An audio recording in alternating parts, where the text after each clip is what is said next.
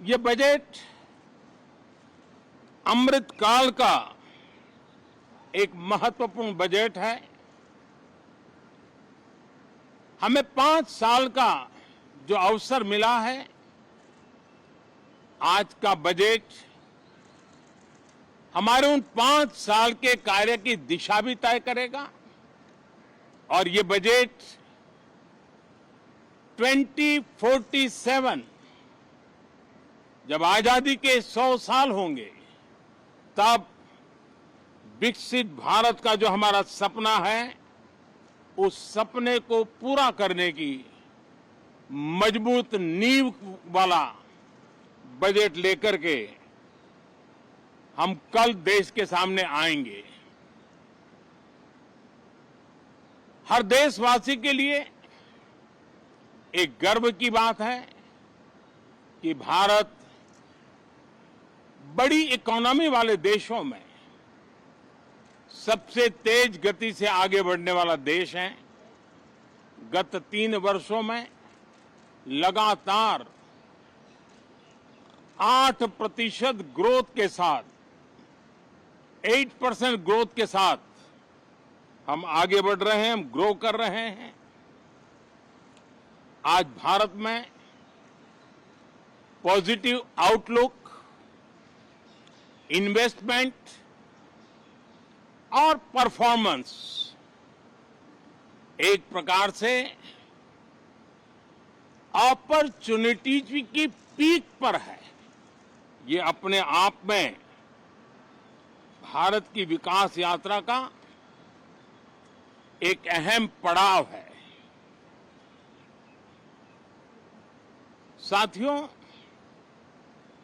मैं देश के सभी सांसदों से, किसी भी दल के क्यों न हो, मैं आज आग्रहपूर्वक कहना चाहता हूं कि हम गत जनवरी से लेकर के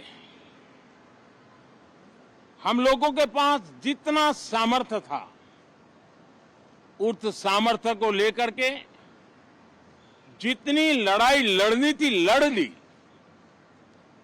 जनता को जो बात बतानी थी बता दी। किसी ने राह दिखाने का प्रयास किया, किसी ने गुमराह करने का प्रयास किया,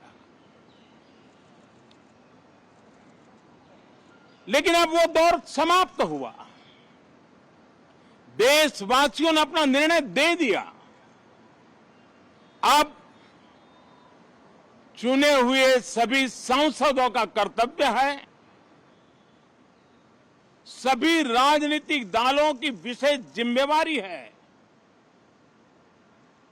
कि हमने दल के लिए जितनी लड़ाई लड़नी थी लड़ ली। अब आने वाले 5 वर्ष के लिए हमें देश के लिए लड़ना है, देश के लिए जूझना है, एक और नेक बनकर के जूझना है। मैं सभी राजनीतिक दलों से भी कहूंगा कि आइए हम आने वाले 4 साढ़े 4 साल दल से ऊपर उठ करके सिर्फ और सिर्फ देश को समर्पित होकर के संसद के इस गरिमापूर्ण मंच का हम उपयोग करें। जनवरी 29 जब चुनाव का वर्ष होगा, आप उसके बाद जाइए मैदान में, सदन का भी उपयोग करना है कर लीजिए। वो 6 महीने जो खेल खेलने खेल लीजिए, लेकिन तब तक सिर्फ और सिर्फ देश के गरीब, देश के किसान, देश के युवा, देश की महिलाएं, उनके सामर्थ्य के लिए, उनको एम्पावर करने के लिए जन भागीदारी का एक जन आंदोलन खड़ा कर करके